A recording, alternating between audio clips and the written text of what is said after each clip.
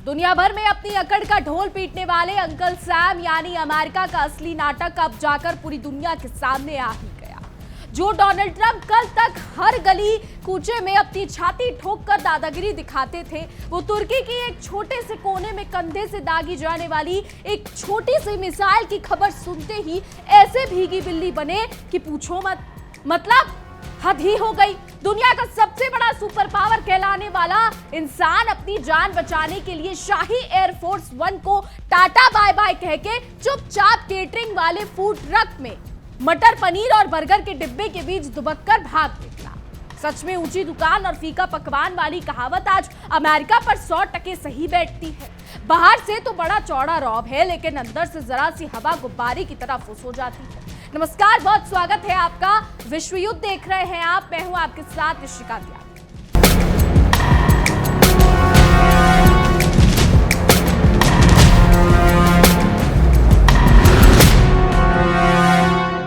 अमेरिकी दादागिरी और अपनी खोखली ताकत का ढिंढोरा पीटने वाले राष्ट्रपति डोनाल्ड ट्रंप की एक ऐसी शर्मनाक करतूत सामने आई है जिसे सुनकर पूरी दुनिया उनके डरपोक रवैये पर ठहाके लगा रही है। जो अमेरिका पूरी दुनिया को अपनी उंगलियों पर नचाने का दावा करता था, उसके मुखिया खुद अपनी जान बचाकर दुम दमाकर भागते नजर आए। तुर्की में जो कुछ भी हुआ, उसने अमेरिकी सीक्रेट सर्विस और डोनाल्ड ट्रंप के इस फर्जी रौब की पूरी तरीके से धज्जियां उड़ा कर रखी। कहावत है कि जो दूसरों के लिए गड्ढा खोदता है वो खुद उसी में गिरता है।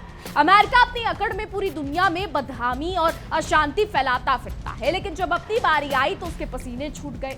तुर्की दौरे के दौरान अमेरिका के राष्ट्रपति डोनाल्ड ट्रंप इतने खौफजदा हो गए कि उन्हें अपनी जान बचाने के लिए एक मामूली केटरिंग वाले फूड ट्रक का सहारा लेना पड़ा। ये वही देश है जो सुपर पावर होने की डींगे हाँकता नहीं थकता था, लेकिन अब देखिए, जब जान पर बनाई तो डोनाल्ड ट्रंप ने अपने सबसे सुरक्षित और आलीशान माने जाने वाले शाही विमान एयरफोर्स वन को भी टाटा बाय बाय बोल दिया। दुनिया के सबसे ताकतवर और महंगे एयरक्राफ्ट को छोड़कर वो चोरों की तरह चुपचाप एक छोटे से विमान में छिपकर रफूचक्कर हो गए। अब इस पूरे वाकये को लेकर एक नया और चौंकाने वाला अपडेट सामने आया है, जिसने अमेरिका के सीने पर सांप लौटने पर मजबूर कर दिया। जी हाँ, खबर आई है कि अमेरिका के राष्ट्रपति किसी बड़े हमले से नहीं, बल्कि कंधे से दागी जाने वाली एक छोटी सी मिसाइल के डर से थर-थर कांपने लगे। उन्हें लग रहा था कि तुर्की की सरजमीन पर कोई भी उन्हें निशाना बना सकता है। बस इसी एक डर की वजह से उन्होंने अपने सारे प्रोटोकॉल और शाही विमान को धाता बता दिया और चुपके से दुम दबाकर दूसरे विमान में भागने का रास्ता चुन लिया। रिपोर्ट्स तो यही दावा करती है, अब सच्चाई क्या है वो डोनाल्ड ट्रंप जाने। अंतर्राष्ट्रीय मीडिया रिपोर्ट्स और मशहूर समाचार की एजेंसी की माने तो पिछले महीने जब ट्रंप तुर्की दौरे पर थे, तब अमेरिकी सीक्रेट सर्विस को बेहद खौफनाक इनपुट मिला था। रिपोर्ट के मुताबिक उनके भव्य विमान एयरफोर्स वन पर कंधे से दागी जाने वाली मिसाइल यानी शोल्डर फायर्ड मिसाइल से हमला किए जाने का एक बड़ा खतरा मंडरा रहा था। जैसे ही अमेरिकी सीक्रेट सर्विस को इस बात की भनक लगी, उनके हाथ पैर फूल गए। उन्हें लगा कि एयरफोर्स वन जैसे विशालकाय प्लेन को आसानी से निशाना बनाया जा सकता है। राष्ट्रपति की सुरक्षा पर मंडराते इस खतरे को देखते हुए सीक्रेट सर्विस ने तुरंत फैसला लिया और डोनाल्ड ट्रंप को चुपचाप एक छोटे सरकारी विमान में शिफ्ट करने का खौफनाक प्लान तैयार किया। अब ये पूरा ड्रामा डोनाल्ड ट्रंप के अंकारा दौरे के बिल्कुल आखिरी दिन हुआ। उस समय तुर्की में नेटो की हाई प्रोफाइल शिखर सम्मेलन चल रही थी और दुनिया भर के नेता वहां मौजूद थे, लेकिन अमेरिका के राष्ट्रपति तो बस इस बात से खौफ में थे कि कब और कहां किस तरीके से वो सलामत निकल सके। उस वक्त अमेरिका और ईरान के बीच तनातनी अपने चरम पर थी, जिससे अमेरिकी अधिकारियों की रातों की नींद उड़ चुकी। मीडिया रिपोर्ट्स ये खुलासा करती हैं और सीक्रेट सर्विस को राष्ट्रपति पर मंडराता रहा ये खतरा बिल्कुल सीधा और तत्काल महसूस हो रहा था। खतरा इतना गंभीर था कि अधिकारियों के पास कोई दूसरा सुरक्षित प्लान बनाने का जरा सा भी वक्त नहीं बचा था। जल्दबाजी में ऐसा रास्ता खोजना पड़ा जो बेहद गुप्त हो और किसी को इसकी कानो कान खबर तक न लगे। इसके बाद तारीख आई 8 जुलाई की, जब तुर्की से रवानगी का समय हुआ। डोनाल्ड ट्रंप और उनके चंद बेहद करीबी सलाहकारों ने एक गुप्त चाल चली। उन्होंने अपनी मुख्य और शाही एयरफोर्स वन को छोड़ दिया और चुपके से एक छोटे C-32A जेट में जाने का प्लान पक्का कर दिया। लेकिन इस विमान तक पहुंचने का जो रास्ता चुना गया, उसने अमेरिका की रही सही साख पर भी पानी फेर दिया। जी हाँ, राष्ट्रपति जैसे ऊंचे ओहदे पर बैठा शख्स एयरपोर्ट पर खाना सप्लाई करने वाले केटरिंग के एक फूड ट्रक के अंदर छिपकर ले जाया गया। सच में गीदड़ की जब मौत आती है तो वो शहर की तरफ भागता है, लेकिन यहाँ तो सुपर पावर का राष्ट्रपति अपनी जान बचाने के लिए खाने के डिब्बों के बीच छिपता नजर आया। अमेरिका जो दुनिया भर में मानव अधिकारों और बहादुरी के बड़े बड़े भाषण झाड़ता है, उसके राष्ट्रपति एक फूड ट्रक में दुबककर तुर्की से रवाना हुए। हद तो ये हो गई कि डोनाल्ड ट्रंप तो छोटे जेट से 9 तो 11 हो गए, लेकिन अपने पीछे उन्होंने वरिष्ठ अमेरिकी अधिकारियों, व्हाइट हाउस के दर्जनों कर्मचारियों और पत्रकारों की जान को जोखिम में डाल दिया। इन सभी बेखबर लोगों को उसी एयरफोर्स 1 में बिठाकर अलग से रवाना किया गया। यानी राष्ट्रपति खुद तो छिपकर भाग निकले और उन्होंने अपने ही अमले को खतरे के मुंह में झोंक दिया। मीडिया रिपोर्ट्स बताती है कि ये भी साफ करती है कि हालांकि सीधे हमले की कोई एकदम पक्की योजना भी सामने नहीं आई थी, लेकिन ऐसे पुख्ता इनपुट जरूर मिले थे कि डोनाल्ड ट्रंप को निशाना बनाने की कोशिश की जा सकती है। इसी डर की वजह से अधिकारियों की सांसें अटकी हुई थी और उन्हें समझ नहीं आ रहा था कि राष्ट्रपति को इस खतरे से कैसे निकाला जाए। इस सारे ड्रामे पर खुद डोनाल्ड ट्रंप ने भी अपनी मोहर लगा दी है। उन्होंने मीडिया के सामने आकर ये बात मानी है कि हाँ, सीक्रेट सर्विस ने ही उन्हें ऐन वक्त पर प्लेन बदलने का सुझाव दिया था। हालांकि अपनी आदत के मुताबिक ट्रंप ने बिना कोई सबूत दिए खुद को सही ठहराने की नाकाम कोशिश की और अजीबोगरीब तर्क देने लगे। डोनाल्ड ट्रंप ने मीडिया से बात करते हुए कहा कि मुझे लगता है कि असल में जिस छोटे विमान से मैंने उड़ान भरी थी उसी पर ज्यादा खतरा था। उन्होंने दावा किया कि दुश्मन उसी छोटे विमान को निशाना बनाने की ज्यादा कोशिश करते। अब इसे अमेरिका का बड़बोलापन कहे या ट्रंप की नादानी, जो अपनी जान बचाकर भागने के बाद भी झूठी बहादुरी का ढोंग रच रहा। खैर, अमेरिका का ये डरपोक रूप सिर्फ तुर्की के आसमान में ही नहीं दिखा, बल्कि मध्य पूर्व में भी उसकी दादागिरी का बोरिया बिस्तर समेटने का वक्त आ चुका है। जो अमेरिका 23 साल पहले सद्दाम हुसैन की सत्ता उखाड़ने के घमंड में इराक की सरजमीन में घुसा था, अब उसे वहां से भी दुम दबाकर पूरी तरीके से निकालने पर मजबूर होना पड़ा है। अमेरिका ने बड़ी बड़ी बातें करके इराक पर कब्जा जमाया था, लेकिन 2 दशकों से भी ज्यादा समय बीतने के बाद आज उसे खाली हाथ वापस लौटना पड़ रहा है। तय समझौते के मुताबिक अमेरिका 30 सितंबर तक इराक से अपने एक सैनिक को वापस बुला लेगा। इराकी प्रधानमंत्री के दफ्तर ने भी बुधवार को इस आखिरी तारीख की पूरी तरीके से पुष्टि कर दी है। इस तारीख के ऐलान के साथ ही साल 2003 में इराक में शुरू हुआ अमेरिका का लंबा और खूनी सैन्य अध्याय आखिरकार हमेशा के लिए खत्म होने जा रहा है। इराकी प्रधानमंत्री ने 2 टुक शब्दों में पूरी दुनिया को बता दिया है कि 1 अक्टूबर से इराक में किसी भी विदेशी या अमेरिकी सैनिकों की मौजूदगी नहीं होगी और एक नए आजाद दौर की शुरुआत। हाथ को आया, मुंह न लगा, यही हाल आज इराक में अमेरिका का हुआ है। इतने सालों तक अरबों डॉलर फूकने और बेगुनाहों का खून बहाने के बाद भी अमेरिका को इराक से जिल्लत के सिवा कुछ हासिल नहीं हुआ। अब 30 सितंबर की तारीख पर अंतिम मोहर लग चुकी है और अमेरिकी सेना के बोरिया बिस्तर समेटने की उल्टी गिनती भी शुरू हो गई है। अमेरिकी सेना की इराक से पूरी तरह के तरीके से वापसी की ऐतिहासिक तारीख इराकी प्रधानमंत्री और अमेरिकी सेंट्रल कमांड के टॉप कमांडर ने की बेहद अहम बैठक के बाद पक्की की गई। इस मुलाकात में अमेरिका को साफ शब्दों में समझा दिया गया कि अब उसका खेल खत्म हो चुका है। इराकी प्रधानमंत्री कार्यालय की तरफ से जारी आधिकारिक बयान के मुताबिक 30 सितंबर तक इस्लामिक स्टेट के खिलाफ चलाए जा रहे अमेरिकी नेतृत्व वाले सैन्य अभियान का पूरी तरीके से अंत हो जाएगा। इसके साथ ही इराक की धरती से अंतिम अमेरिकी सैनिक की रवानगी भी सुनिश्चित कर ली जाएगी। इराकी पक्ष ने इस 30 सितंबर की समय सीमा को पक्की और अंतिम करार दिया है, यानी अब अमेरिका के पास भागने या कोई नया बहाना बनाने की कोई गुंजाइश नहीं बची है। 30 सितंबर की रात ढलते ही इराक की सरजमीन पर अमेरिकी सैनिकों की सैन्य मौजूदगी का नामो निशान मिट जाएगा।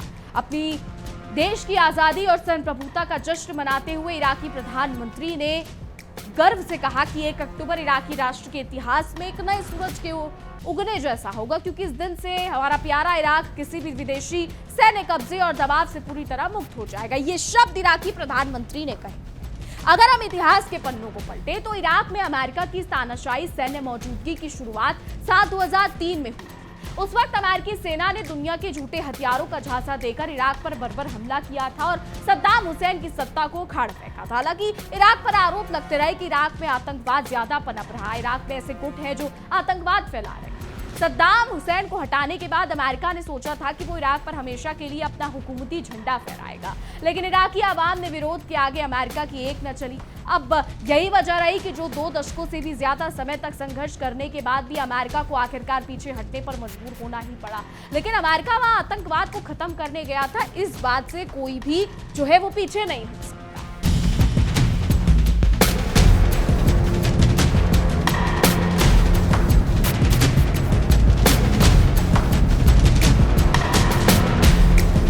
इराक और अमेरिका के बीच साल 2024 में ही इस बात पर रजामंदी बन गई थी कि इस्लामिक स्टेट के खिलाफ चल रहे अमेरिकी नेतृत्व वाले सैन्य अभियान को धीरे धीरे खत्म किया जाएगा, क्योंकि तब तक इराकी सेना की बहादुरी की वजह से इस्लामिक स्टेट अपने ज्यादातर इलाकों से खदेड़े जा चुके थे। जब इराक में आतंकवाद का सफाया इराकी बल खुद करने में सक्षम हो गए तो फिर वह अमेरिकी सैनिकों का जमावड़ा बनाए रखने का कोई जायज मतलब ही नहीं रह गया था।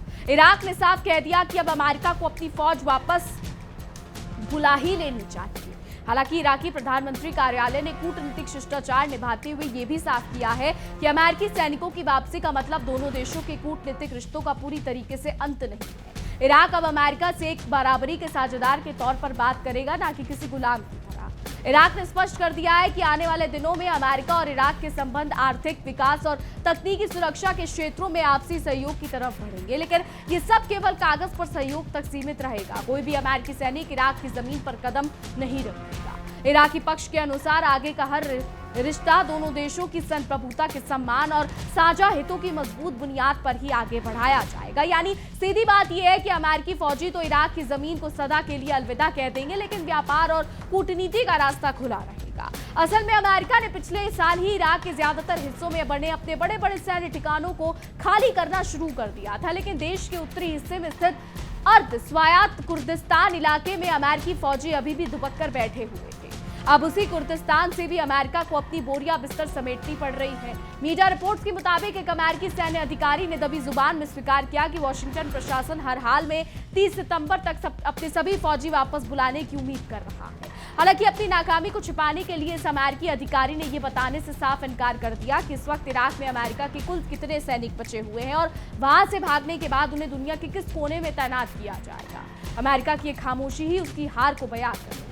अब पूरी दुनिया की नजरें 1 अक्टूबर की तारीख पर टिकी हुई है, जिसे इराकी प्रधानमंत्री ने नया दिन कहा है। ये दिन केवल इराक के लिए ही नहीं बल्कि अमेरिका के उस झूठे दम के लिए भी एक तमाचा है जो खुद को पूरी दुनिया का ठेकेदार समझता आया है। 1 अक्टूबर का दिन इसलिए बेहद खास है क्योंकि 30 सितंबर की आधी रात तक अमेरिकी नेतृत्व वाले पूरे गठबंधन का सैन्य तंबू उखड़ चुका होगा। इराक में लंबे समय से जमी अमेरिकी फौज की जबरन मौजूदगी हमेशा हमेशा के लिए अतीत का हिस्सा बन जाएगी।